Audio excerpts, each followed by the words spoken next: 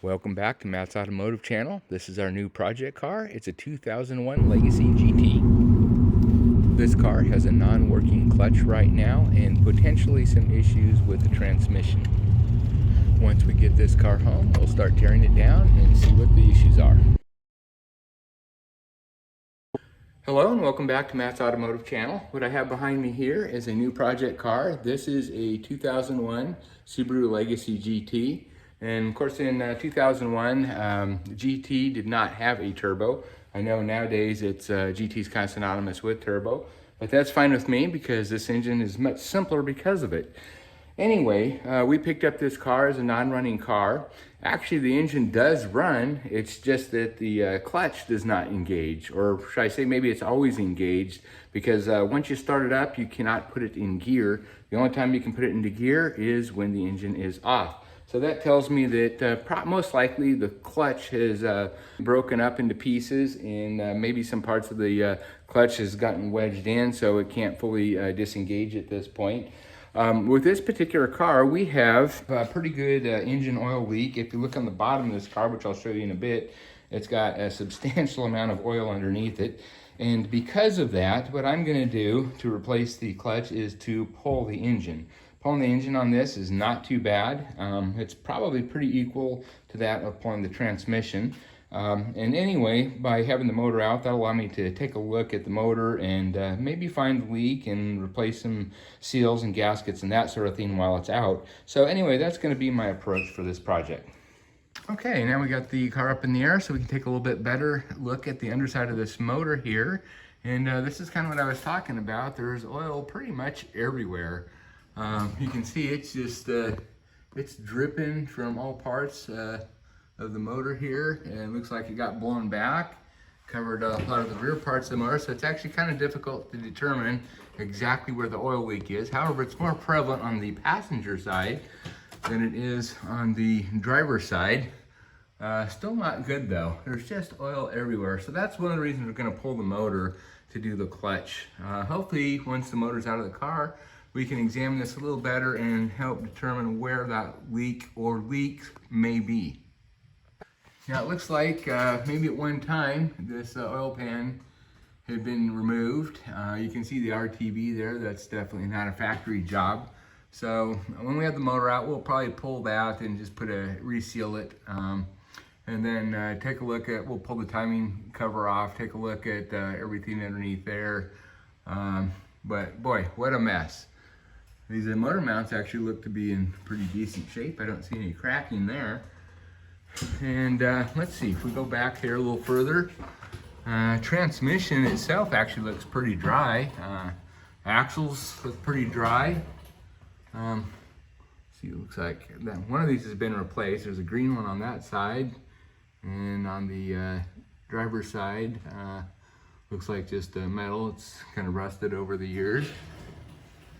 And a little bit of wetness here. Of course, that could just be oil that has blown back from the motor. And kind of hard to see where the drive shaft is because they have this heat shield between the exhaust and the drive shaft. Let's see, we can maybe kind of sneak up in here and take a look. And actually doesn't look too wet there. Let's see if we can see the back portion here. Back differential, that actually looks pretty dry too. So hopefully we have just an easy engine oil leak that we can repair once the motor's out of the car. It also looks like the radiator has been replaced. It looks like this is definitely aftermarket with these hose clamps here. I think, I'm not 100% sure, but I think that's for transmission cooler. So that would normally come with an automatic transmission. However, this is manual. So maybe they didn't get the right radiator for this car. However, it really doesn't matter. It's still gonna do the same job. So anyway, let's get this motor out and take a look at it. Okay, as far as all the steps for moving the motor, I'm not going to detail them in this video because I've done it in other videos. So if you're interested in seeing that procedure, check out one of the previous videos. I'll put some links in the description below if you're interested in seeing that.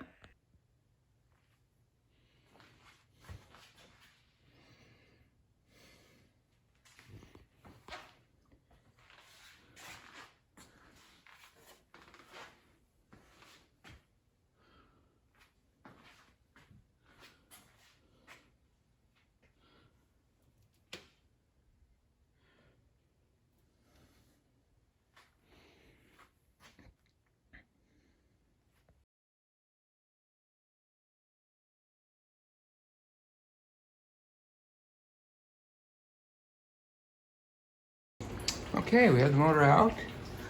And let's see here.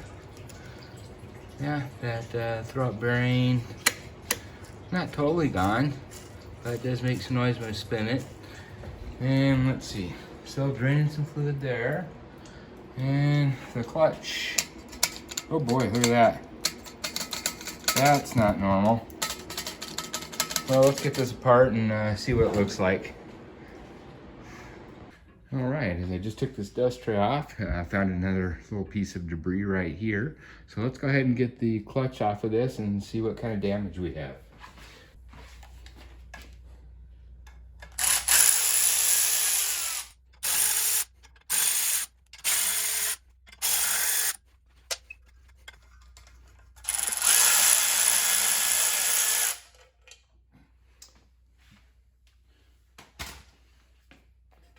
Okay, well, looks like here we have a missing spring.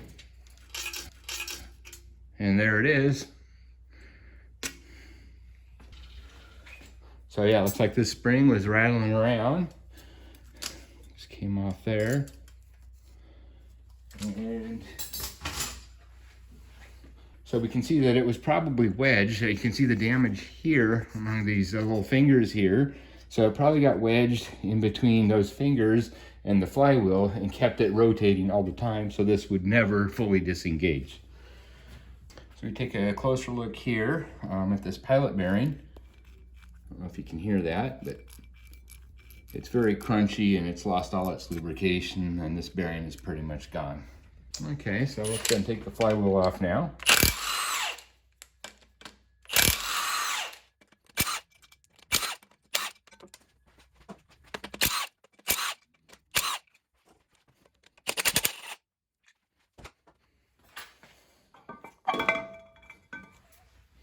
And wow, looks like the rear main seal is leaking as well, so we'll definitely have to replace that. Flywheel actually doesn't look in too bad a shape. Yeah, you can see definitely that pilot bearing's kind of rusted over, and we definitely have a leak here from the rear main seal. All right, so let's go ahead and get this engine transferred over to the engine stand.